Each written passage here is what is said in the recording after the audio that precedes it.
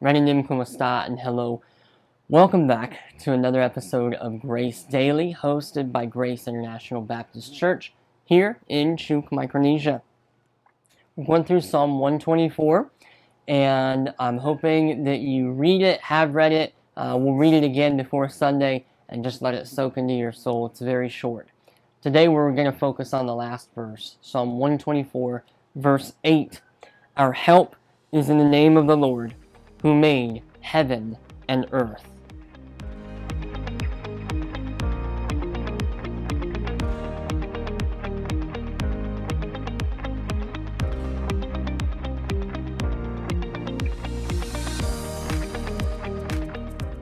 I'm not sure if you've ever called like a helpline for some sort of an appliance, or maybe you're having technical difficulties on the computer, and you've called a helpline or you've emailed a helpline because there's no other way. You've done all the YouTube research, you've tried everything.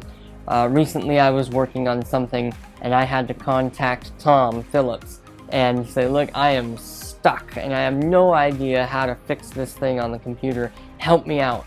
And he emailed me a very detailed analysis of what I needed to do. And it worked. And so this is what we're getting into today. Our help is in the name of the Lord. Really, I just want to close out. We've had a week where we've talked about waters coming after us, us getting trapped in snares, and then we looked at some poetry stuff for a couple of days. So I want to end on a really high note because that's what the psalm does. This word, help, is azer, and it's this word that can mean like to succor, to comfort, or to help. And so what we see here, our help is in the name of the Lord who made heaven and earth. We're looking at, I'm not sure, depends on what Bible you're using. Some of them say a psalm of degrees, and some of them say a psalm of of ascent. And it's like a very small book within the book of Psalms, these psalms of ascent. If you look at Psalm 121, it says this: I will lift up mine eyes unto the hills, from whence cometh my help. My help comes from from the Lord, which made heaven and earth. There's a lot of debate about what these psalms of ascent were, but a lot of people kind of agree. It most likely had to do with going up to Jerusalem at the time of the feasts, and they would sing these psalms. So they're all tied together.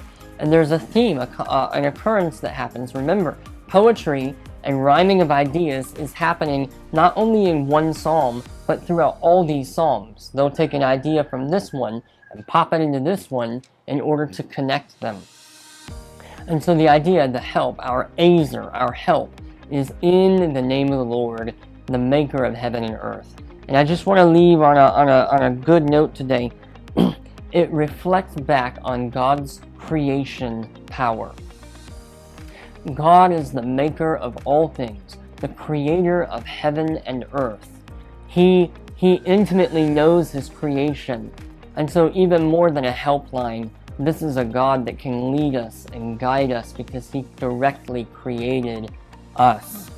And so I want us to remember this week that as David called out, and he said, the waters are coming after me, and the snare is here, and they're coming to bite my neck to kill me, the teeth, right? The teeth, so that I'm a prey to them. When David called out to God, he wasn't calling to some distant person very far away, but rather he was calling to an intimate, personal God, a creator God that loves us and cares for us.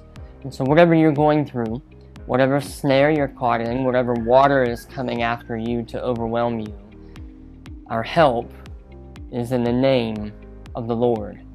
Not just any Lord, but the Maker, the one that intimately knows you and me. He made heaven and he made earth. He controls all things.